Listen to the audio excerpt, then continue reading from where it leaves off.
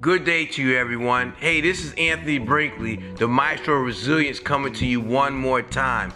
Today, I want to talk to you about something that I believe will help you, and that most of you, if you're honest, you have dealt with this, or even worse than that, you're dealing with it now. But guess what? By the time we're finished, if you make up your mind, you don't have to deal with this anymore. You can resolve this and move forward. And it's a simple word, yet it has a profound effect, and it's procrastination. Procrastination, you are putting off what you know that you're supposed to deal with. Procrastination, you are avoiding something that you know that needs your attention. It needs you to address it. And the thing about procrastination is you have the ability to deal with it. And there is no reason that you can truly justify for not addressing it.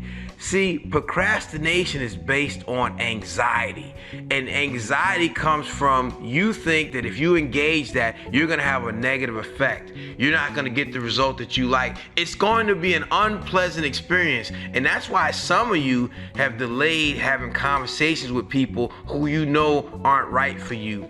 Have delayed having conversations with people who you know have been undermining things that you're supposed to do. Have delayed having conversations with people who you know are occupying space in your head and in your life that have no redemptive value. Let me say that again. Procrastination is about you being anxious about something because you don't think the outcome's going to be good. So what do? You avoid addressing it. So now you're like, well, I didn't get to that. It's not that important, or I'll get to it later. But really, procrastination in most cases is based on fear of a future state that would not be pleasant. But let me just blow up procrastination for you.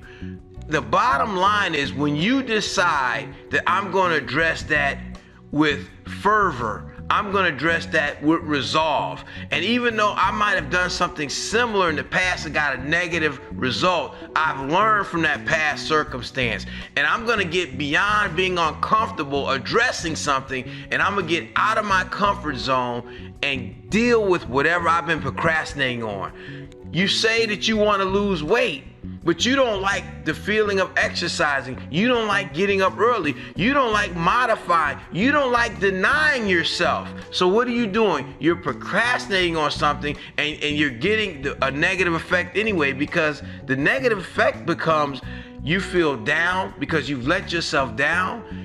You feel down because you haven't saw things through. And then one of the worst parts about procrastination is you try to encourage people to do other things that you're not doing, and it makes you hypocritical. I don't want you to be hypocritical anymore. I don't want to be a hypocrite. So let's let this time be the time that we say we're going to address what we've been ignoring. There is no excuse for us to be morbidly obese, or lacking the initiative to chase our dreams that we've been given, or having a conversation with someone who don't even care about us, but because we're so concerned about having maybe a heated discussion that we avoid it, and they continue to have a negative influence on our lives. So now, what you do might be a little uncomfortable to get it done, but in the end, when you stop procrastinating and you push through those frustration points, you will get good results. Then you will be able to go back and encourage yourself the next time something challenges you. But more than that, you'll be able to live your dreams to a higher degree, and you're setting the example for people that are in your life. No more procrastination. I'm not saying you got to do 100 sit-ups today. Start with 10. I'm not saying you have to change your entire diet today, but start cutting back. I'm not saying that you have to stop all of the things that you're doing that's not working. I'm saying you have to start addressing those things today. So let today be the day that accountability rises. And then when you have that negative thought about what you're supposed to address, you speak life and say, no, I'm more than a conqueror. I will overcome this, and I will not procrastinate anymore. Like, subscribe, keep doing what you're doing, because no more procrastination. That's why every Monday, my son Isaiah and myself, despite what we have going on, and I want to give a special shout out to him because he's working 2 or 3 jobs, but he knows this is important, and he can find a reason to avoid it. because he has other things he can do, but he knows on the other side of pressing, and I know on the other side of pressing is blessings.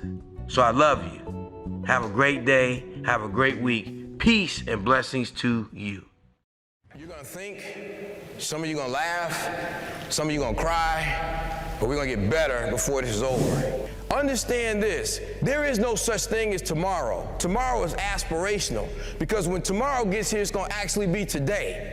So what are you doing today? What are we doing today as a collective body to make sure that we can make things better? Live your life. A passionate Anthony Brinkley is a problem solver. He's an author and motivational speaker using his skills after decades in the military to teach people how to be resilient and take action. The most valuable thing in your life is time. Every day in America, 7,000 people die. So 7,000 people that thought they were gonna wake up today didn't. Anybody besides me never thought they'd be 30 years old? Put your hand up. I would get up and put my mask on. Hey, Brinkley, how you doing? I'm doing great. And that's why I come here to talk to you, to remind you that you're not what you went through.